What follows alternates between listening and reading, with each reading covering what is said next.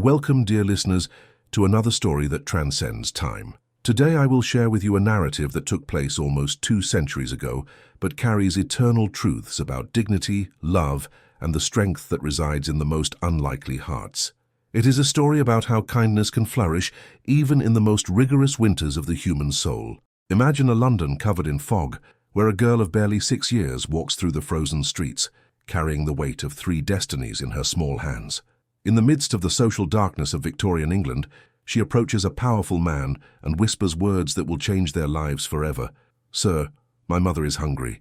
What would you do if you were that man? How would you respond to such a simple, yet so profound request? Tell me in the comments. From which city are you joining us on this literary journey? I love knowing how these stories travel around the world. Don't forget to leave a like if you're enjoying it, and subscribe to the channel for more narratives that touch the soul. Year, winter of 1847. Place, London, England, Victorian era. The London fog drifted through the streets like a grey mantle, swallowing the contours of buildings and transforming the city into a faded watercolour. It was December 1847, and winter bit with particular cruelty those who already had almost nothing. Catherine Hartwell adjusted the tattered shawl around the shoulders of her younger sister Lily, whose large eyes contained a sadness that no 6-year-old child should carry. The two walked through the commercial streets, where the aroma of fresh bread escaped from confectionaries like a cruel promise for those who didn't possess a single coin. "Kate," whispered Lily, her little voice almost lost in the city's murmur, "Mama didn't eat yesterday again." Catherine swallowed hard, feeling the familiar weight of responsibility squeeze her chest. Mary, her mother, was slowly wasting away in a cold bed, victim of the hunger that plagued London due to the consequences of the terrible Irish crisis. The rotten potatoes didn't affect only Ireland. Their echo of misery reverberated throughout England. It was then that Lily did something unexpected. She broke free from Catherine's hand and approached an imposing figure emerging from the fog, a tall man, elegantly dressed, with a dark wool overcoat that seemed to cost more than everything they possessed. "Sir," said Lily with a dignity that contrasted with her mended clothes, "my mother is hungry." William Blackwood, Duke of Thornfield, stopped. For 6 years, since he had lost his wife and twin sons in a cholera epidemic, he had walked through London's streets like an elegant ghost, indifferent to the world around him. But something in that girl's voice, not a request, but a simple declaration loaded with truth, touched a part of his soul he believed dead. Could the dignity of a child awaken the dormant compassion in a mourning heart? The Duke observed the girl, then raised his gaze to Catherine, who approached hurriedly, her cheeks flushed with embarrassment and determination. There was something in the young woman's posture, a natural pride that not even poverty had managed to break, that intrigued him deeply. "Lily, don't bother the gentleman," said Catherine, her voice polite but firm, placing her hands on her sister's shoulders. "There is no bother at all," replied William, surprising himself with his own voice. The little one merely expressed a legitimate concern. Catherine studied him with eyes that William perceived as extraordinarily intelligent, green like autumn leaves, but with the depth of someone who had known both refined education and the harshness of necessity. She didn't lower her gaze, didn't bow. She simply waited. "Allow me," said William, "to accompany you to your residence. The streets are treacherous with this fog." The silence that followed carried the weight of a decision that would change everything. Catherine hesitated, clearly struggling between pride and necessity. Lily took her hand, and in that simple gesture, Catherine found her answer. "That would be very kind of you." The journey through the sombre streets revealed a painful contrast. From Mayfair, where the Duke resided, they entered progressively poorer neighbourhoods until they reached a narrow house where the wallpaper peeled like dried tears. William climbed the creaking steps, carrying the perfume of dampness and abandonment that permeated the place. In the back room, he found Mary Hartwell. Even in the shadows, it was possible to perceive that she had been a beautiful woman, but illness and hunger had carved premature furrows in her face. Her eyes, however, still shone with the same intelligence as her daughter's. "Sir," murmured Mary upon seeing the elegant stranger in her humble home, "forgive our situation." How to explain to a noble heart the difference between charity and dignity? William Blackwood knew the social protocol, the invisible rules that governed encounters between classes. He also knew what was right. That afternoon, while a winter storm threatened to descend upon London, he offered something that surprised even himself. "Lady Hartwell," he said, addressing Mary with a title she had never possessed but that her natural dignity deserved, "I would like to invite you to wait for the storm to pass in my residence. Dr. Morrison, my personal physician, could attend to you." The proposal floated in the air like a bridge over an abyss. Catherine clenched her fists, visibly struggling with herself. Mary coughed delicately, and in that fragile sound everyone heard echoes of an end that was slowly approaching. "We are not objects of charity," whispered Catherine. "Nor do I intend to offer it," replied William, and there was a sincerity in his voice that disarmed her defenses.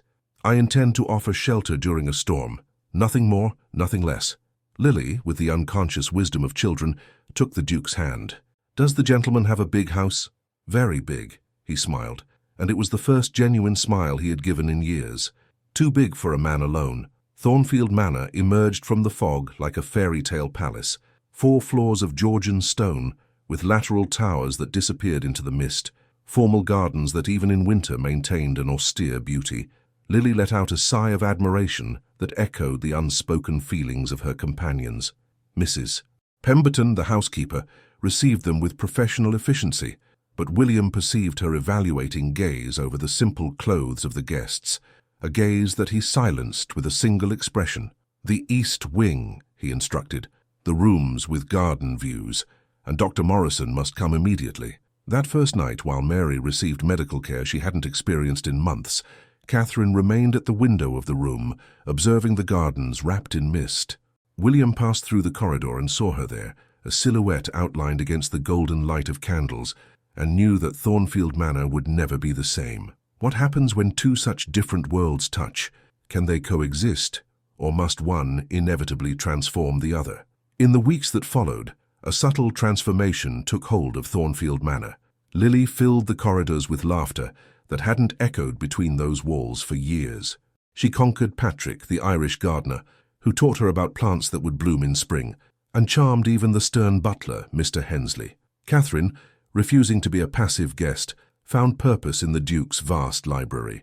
William discovered her one morning, reorganizing volumes by historical periods and languages, creating an order that had never existed in his collection. She translated correspondence in French and German, taught Lily and some of the employees' children, discreetly coordinated the distribution of food to Irish refugees who arrived daily in London. "Mademoiselle Catherine," he said one afternoon when he found her teaching a group of children about geography. "It's not necessary that—" "It's necessary for me," she interrupted gently, without raising her eyes from the map she had spread over the table. "I don't know any other way to exist than being useful." It was William who lowered his gaze first. Mary was recovering gradually.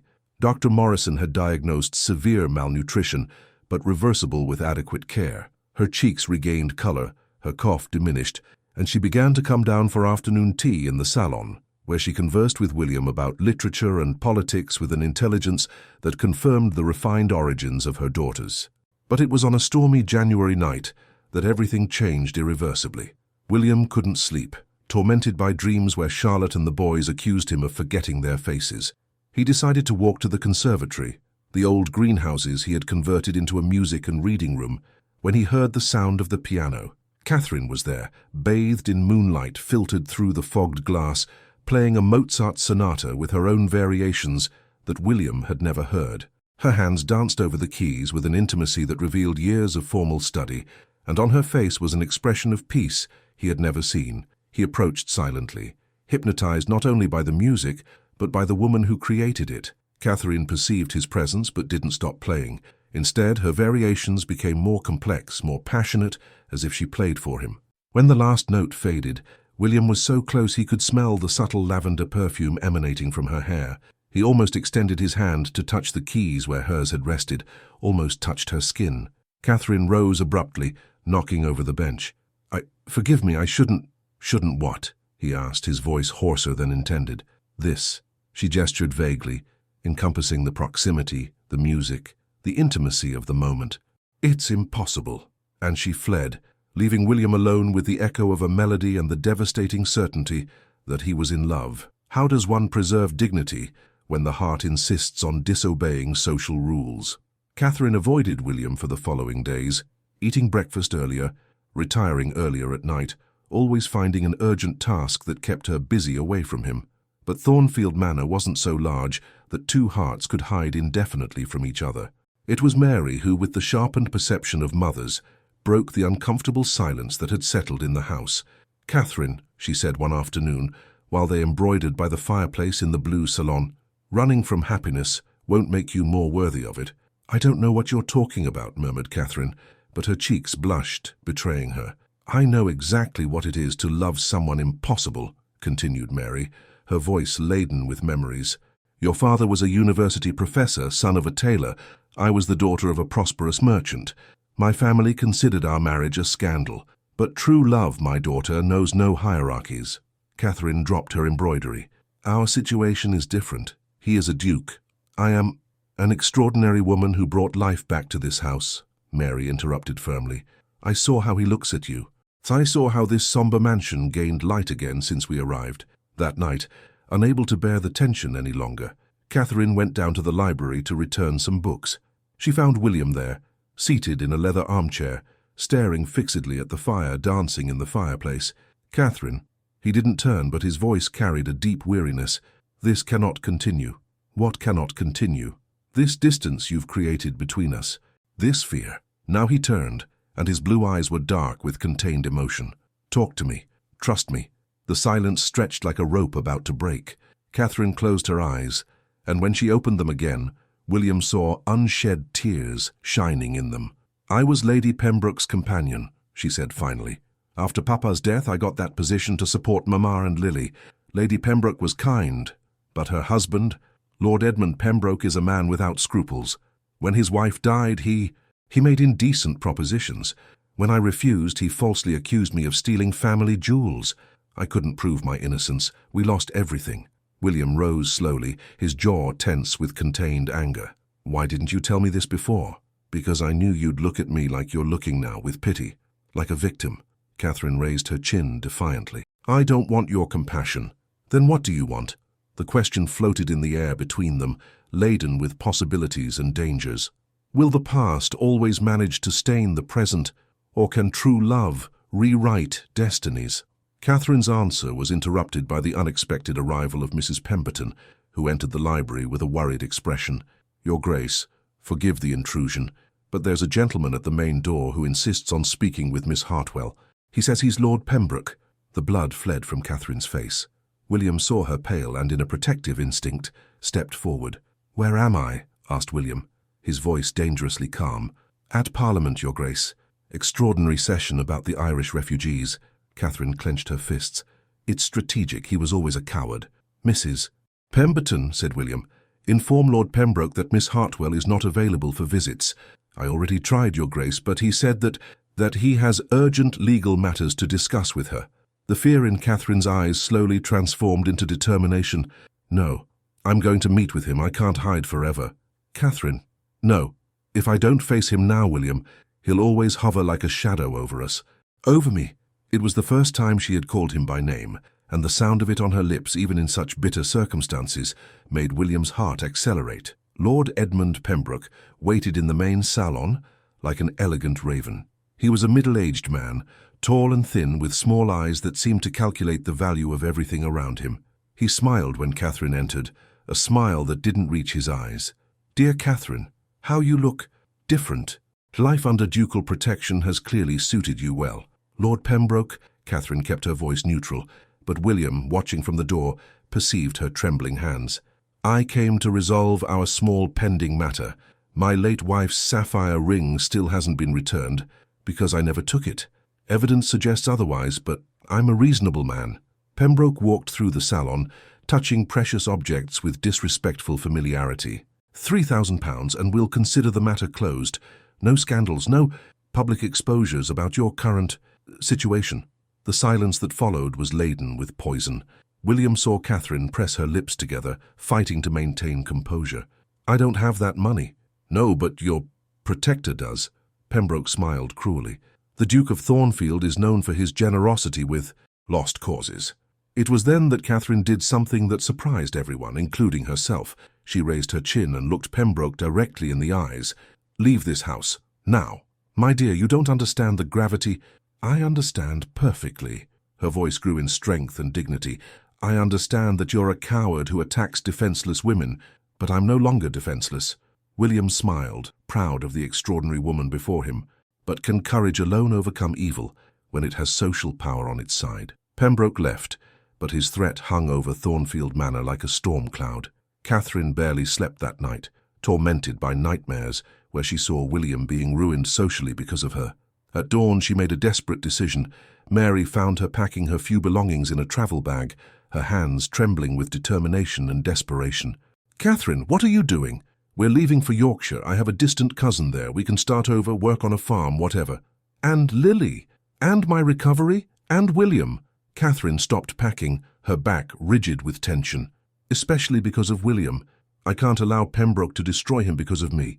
A duke can survive many things, but not scandals involving women of questionable reputation." Mary approached and gently touched her daughter's shoulder. "You're running away again. I'm protecting him. You're deciding for him just like you're deciding for me and Lily." Mary's voice gained firmness. "For years, you've carried the weight of protecting us. When will you allow someone to protect you?" "I don't need—" "It's not about needing, Catherine. It's about deserving, about accepting that true love means trusting enough to share burdens." Catherine collapsed in a chair, covering her face with her hands. "I'm so afraid, Mama. Afraid of being happy and losing it again. Afraid of not being enough for his world. Afraid that Pembroke is right about me." Mary knelt beside her daughter, taking her hands between hers. "Fear, my dear, is just another form of pride. Pride disguised as humility." It was when they heard firm steps in the corridor. William entered without ceremony, his gaze going immediately to the travel bag on the bed. "Planning a departure without farewells?" Catherine stood up, her cheeks flushed with embarrassment and defiance. "It would be easier for everyone." "For everyone? Or for you?" "For you!" she finally exploded. "Pembroke isn't bluffing. He has influence, connections. He can spread rumors that will ruin your reputation. A duke involved with a woman accused of theft, sheltering her in his house. The scandal would be immense." William walked slowly toward her, his intense blue eyes fixed on hers. "And you decided I'm not strong enough to face that. Decided it's not worth the risk." The silence that followed was more eloquent than any scream. William stopped in front of Catherine, so close she could feel the heat emanating from his body. "Then you understand absolutely nothing about who I am, or about what you mean to me. What happens when two prides meet, one disguised as humility, the other disguised as protection?" "Then explain to me," challenged Catherine, her voice breaking slightly. "Explain to me how a duke can love a woman without position, without fortune, without—" "Without what?" William interrupted, his voice growing with contained passion. "Without intelligence, without dignity, without the capacity to transform a dead house into a living one, without the courage to face poverty with head held high, without the kindness to care for Irish refugees while you yourself barely had anything to eat." Catherine retreated, but he advanced, his words gaining strength. "Do you want to know who I am, Catherine? I'm a man who spent 6 years living like a ghost, 6 years pretending I felt nothing because feeling meant remembering I lost everything.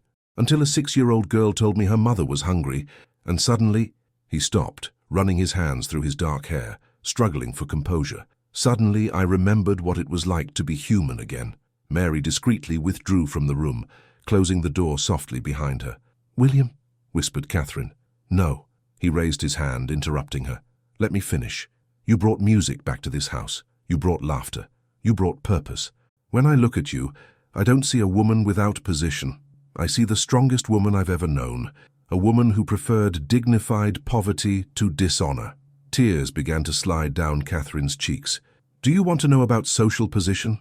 continued William, his voice now softer but equally intense. "My title means nothing if I can't use it to protect whom I love. My fortune means nothing if I can't share it with someone who's worth more than all the treasures in the world." "William, stop!" "I love you, Catherine." The words floated in the air like a blessing and a condemnation. Catherine covered her mouth with her hands, sobbing silently. "I love you," he repeated, approaching until they were only a breath apart. "I love your intelligence, your courage, your kindness. I love how you care for Lily and your mother. I love how you reorganized my library. I love how you play piano. I love how you face the world with head held high, even when it's cruel to you." William delicately took her hands, kissing them softly.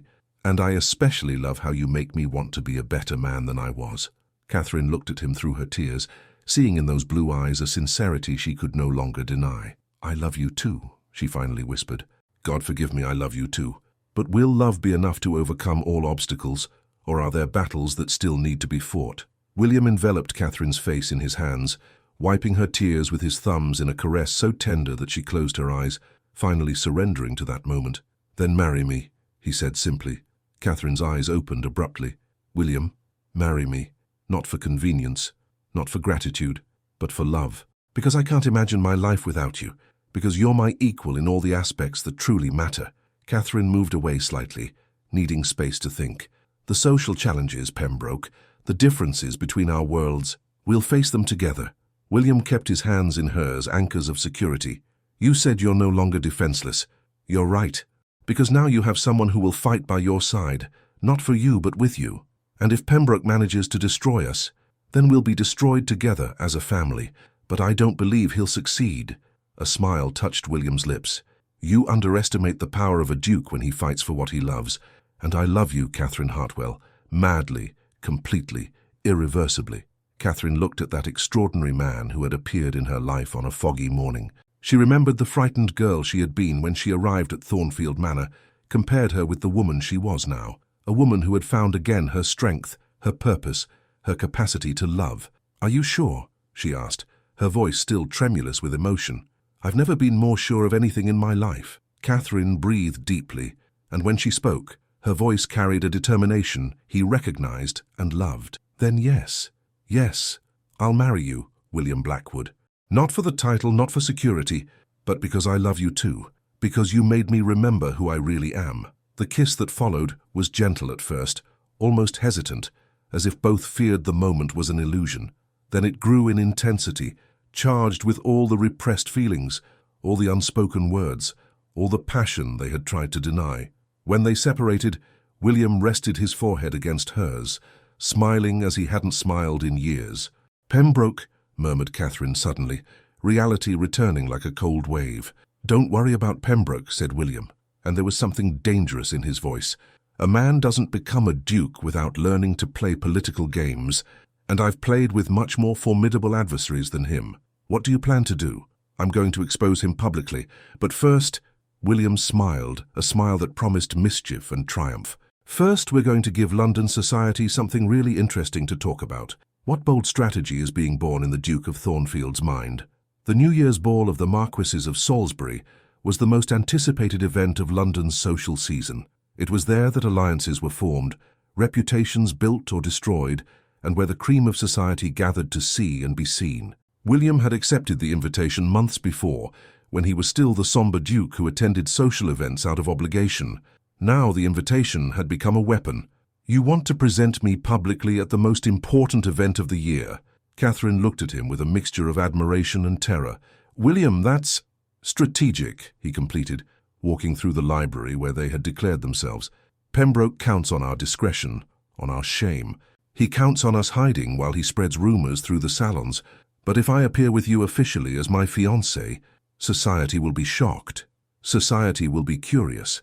And curiosity, my dear, is much more powerful than scandal." William smiled. "Besides, no one will dare publicly question a decision by the Duke of Thornfield. Not at the Salisbury ball." Mary, who had joined the conversation, nodded thoughtfully. "It's risky, but clever. Pembroke won't expect boldness. Men like him thrive in shadows." "And the ring?" asked Catherine. "His accusation?" William exchanged a meaningful look with Mary. "About that, we have a surprise for Lord Pembroke." The following days were a whirlwind of preparations. London's most renowned dressmaker was summoned to create a dress worthy of a future duchess. Catherine protested about the expense, but William was inflexible. "You'll represent the House of Thornfield. You must look like what you are." "Extraordinary." Lily watched everything with wide, admiring eyes. "Is Kate going to be a princess?" "Better than a princess," smiled William, lifting her in his arms. "She's going to be my duchess. And can I be the flower girl at the wedding?" "You'll be the most important flower girl in England." While preparations took shape, William put the second part of his plan into action. A series of discreet meetings with influential journalists, some favours called in from old friends in Parliament, and summoning his personal lawyer for a detailed investigation into Lord Pembroke's finances. "Sir Edmund has some interesting skeletons in his closets," reported the investigator.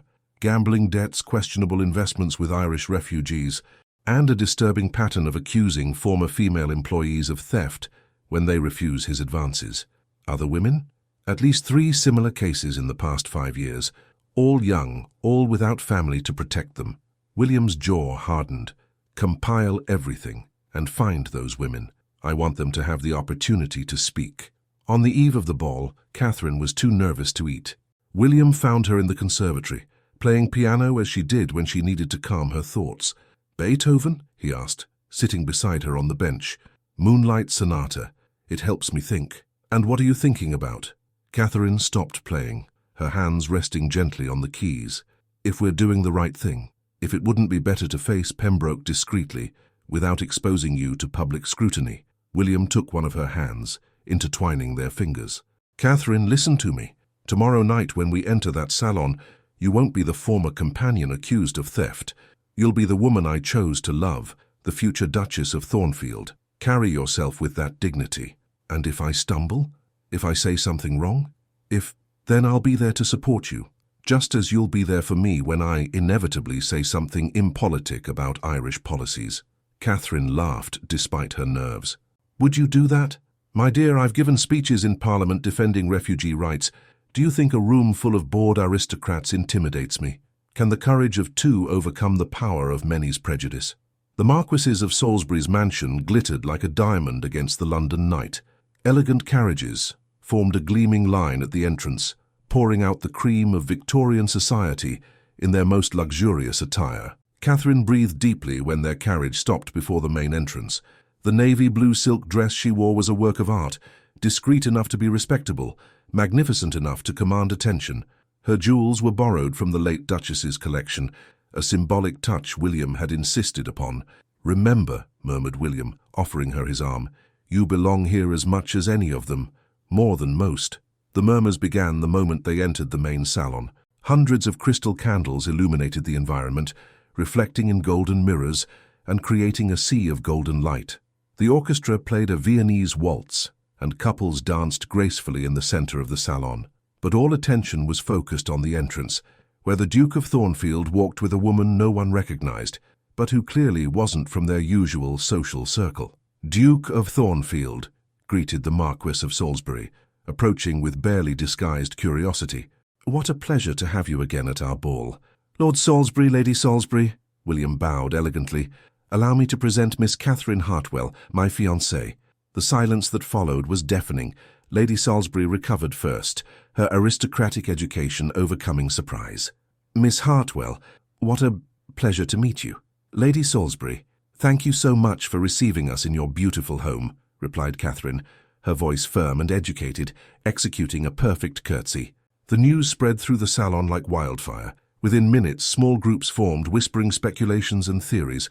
Catherine felt eyes on her like physical weights, but maintained erect posture, serene expression. You're doing magnificently, murmured William as they moved to greet other guests.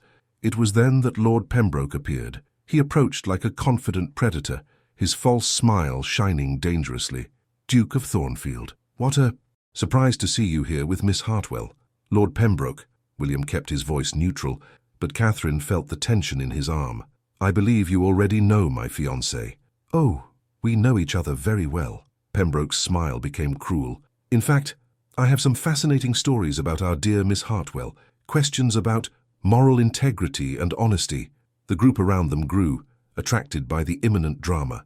Catherine felt blood flee from her face, but forced herself to remain calm. How interesting, said William, his voice dangerously soft. Because I also have some fascinating stories about men who abuse their power to threaten defenseless women. I don't know what you're talking about. Don't you? William smiled, a cold smile that didn't reach his eyes. Then perhaps you should speak with Miss Margaret Fitzgerald, or Miss Sarah Collins, or Miss Anne Weatherby. All former employees of yours who, coincidentally, were accused of theft after refusing certain propositions. Colour fled from Pembroke's face. Those are lies. They're documented facts, said a new voice. Sir Charles Whitmore, editor of the London Times, approached the group. I've just received very interesting information about a disturbing pattern of behaviour. It'll be headline news tomorrow. Will the predator finally become the prey? The entire salon seemed suspended in time. Lord Pembroke looked around like a cornered animal, perceiving that his web of lies was finally crumbling. "Furthermore," continued William, his voice carrying ducal authority, "it's interesting that you mention the late Lady Pembroke's sapphire ring." From his overcoat pocket, William withdrew a small velvet box. He opened it, revealing a sapphire and diamond ring that sparkled under the candlelight. "This ring?" he asked, raising it for everyone to see. Pembroke paled completely. "Where? How did you—" "It was found among your late wife's possessions, in a jewelry box you apparently forgot to check before making false accusations." William closed the box with a sharp snap. "My lawyer has the receipt from the jeweler, where Lady Pembroke had left it for cleaning. 3 weeks before her death. That's impossible." "It's documented." Sir Charles Whitmore smiled cynically. "As are your substantial gambling debts, your questionable investments, and your activities with young female employees." Catherine watched everything as if she were in a dream. The man who had terrorized her for so long was crumbling before her eyes, exposed as the coward he had always been. Lady Salisbury, perceiving that scandal was happening at her own party, decided to take control of the situation. "Lord Pembroke," she said with icy voice, "I believe it would be best if you withdrew. Immediately." Pembroke looked around desperately, but found only faces of contempt and disapproval. The society that had once respected him now saw him as the predator he was. "You don't understand," he tried one last time. "She's a nobody, a former employee. She," said William, his voice cutting the air like a sword, "is the future Duchess of Thornfield, and you just insulted my fiancée publicly." The silence that followed was laden with threat. Pembroke finally understood he had crossed a line from which there was no return. "I will withdraw from London," he murmured, his voice almost inaudible. "A wise decision," said William. "And permanent, I hope." Pembroke left the salon walking quickly, and with his departure the tension dissipated like smoke. The orchestra, which had stopped playing, resumed a waltz, and gradually conversations resumed. "Miss Hartwell," said Lady Salisbury, approaching Catherine, "I believe I owe you an apology for the unpleasant interruption at my ball." "There's no need for apologies, Lady Salisbury. The gentleman simply defended the truth." "Then I must congratulate you on your engagement." Lady Salisbury smiled genuinely for the first time that night. "The Duke is a fortunate man." "No," said Catherine, looking at William with love in her eyes. "I'm the fortunate one." William offered her his hand. "May I have this dance, my lady?" Catherine accepted, and together they walked to the centre of the salon. As they danced, Catherine perceived that the other couples didn't avoid them. In fact, several smiled approvingly, clearly impressed by the dignified way she had behaved during the crisis. "Did you know?" asked Catherine as they turned gracefully. "About the ring?" "I suspected. A man doesn't accuse a woman of stealing something he still possesses, but confirming took time. And the other women, they're already being cared for. Pembroke won't destroy any more innocent lives." Catherine felt an immense weight leave her shoulders. Finally, she was free from the fear that had haunted her for so long. Do happy endings really exist? Or are there still challenges to face? The following month passed like a golden dream. The Duke of Thornfield's engagement dominated the social pages of newspapers, but now the comments were of admiration for the English Cinderella who conquered the heart of London's most coveted duke. Catherine found herself navigating a completely new world. Protocol lessons with Mrs. Pemberton, meetings with seamstresses for the trousseau, visits from society ladies eager to meet the future Duchess. "I never imagined," she confessed to Mary one afternoon while trying on dresses, "that it would be so complicated to simply be happy." "True happiness always comes with responsibilities," smiled Mary, visibly recovered and radiant with joy, but also with greater purposes. Catherine had discovered that being engaged to a duke meant having a platform for important causes. She was already planning a literacy program for Irish refugees and an assistance fund for women in situations similar to what she herself had lived through. Lily, for her part, had become the unofficial mascot of Thornfield Manor. The employees adored her, and she had developed a special friendship with William, who discovered he had a natural gift for dealing with children. "Can I call you Papa William after you marry Kate?" she asked one morning, while they had breakfast in the conservatory. William almost choked on his tea. "If your sister permits it, it would be an honor." It was Catherine who was moved. Seeing the man she loved being accepted so naturally by the family touched her heart deeply. But it was one February afternoon, when wedding preparations were at their peak, that Catherine faced her moment of greatest vulnerability. She found herself alone in the library, reading congratulatory correspondence that arrived daily, when she was overcome by a sudden sensation of not belonging. She looked around at the imposing bookshelves, the expensive furniture, the portraits of William's ancestors, and wondered if she really belonged to that world. William found her there, looking lost amidst all the magnificence. "What happened?" he asked, approaching with concern. "Sometimes," murmured Catherine, "I feel like I'm living someone else's life, like at any moment someone will wake me up and I'll discover all this was a dream." William sat beside her, taking her hands in his. "You're afraid." "Absolute terror," she confessed. "What if I can't be the Duchess you need? What if I disappoint you or society or—" "Catherine," William interrupted her gently, "do you remember what you said when you arrived here? That you didn't know any other way to exist than being useful? You're already being exactly the Duchess I need, one who cares about refugees, who teaches children to read, who treats employees with dignity." "But what if—" "There are no what-ifs," said William firmly. "There's only us facing the future together. There's only an extraordinary woman who brought light back to my life, and a man who loves her more than his own life." In that moment, Catherine understood that the fear she felt wasn't about not being good enough. It was about being brave enough to accept the happiness she deserved. "Marry me tomorrow," she said suddenly. William blinked, surprised. "Tomorrow? But the cathedral, the guests, the preparations—" "Marry me tomorrow," repeated Catherine, her eyes shining with sudden determination. "In the property chapel, with just our family. Later we can have the grand ceremony for society. But I don't want to wait any longer to be your wife." The smile that illuminated William's face was worth more than all the ceremonies in the world. Do true miracles happen when we stop waiting for perfection and embrace imperfect but real love? St. Margaret's Chapel, on Thornfield's rural property, hadn't seen a ceremony in decades. Small and intimate, with medieval stained glass that painted colorful rainbows on the stone floor, it was the perfect place for a wedding that celebrated love in its purest form. Catherine woke on her wedding morning with a peace she hadn't felt in years. There was no nervousness, no doubts, just a deep and unshakable certainty that she was about to take the most right step of her life. Mary helped her dress in an ivory silk gown, simple but elegant, with Brussels lace that had belonged to William's grandmother. Lily, radiant in pink, carried a small basket of white rose petals she had picked herself from the gardens. "Are you ready?" asked Mary, adjusting the delicate veil. Catherine looked at herself in the mirror and saw not the frightened woman who had arrived at Thornfield Manor months before, but someone who had finally found her place in the world. "More ready than I've ever been for anything." The ceremony was small but perfect. Only Mary, Lily, Mrs. Pemberton, Mr. Hensley and Patrick, the Irish gardener, were present as witnesses.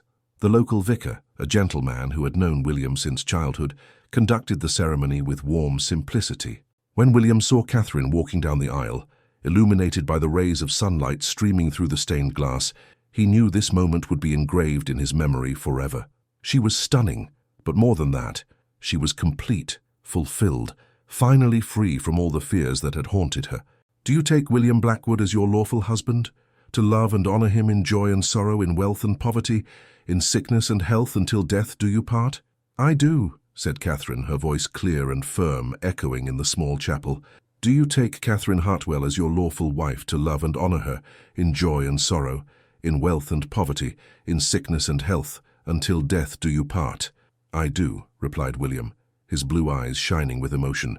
When they kissed as husband and wife, Lily threw rose petals in the air, creating a perfumed shower that danced around the couple.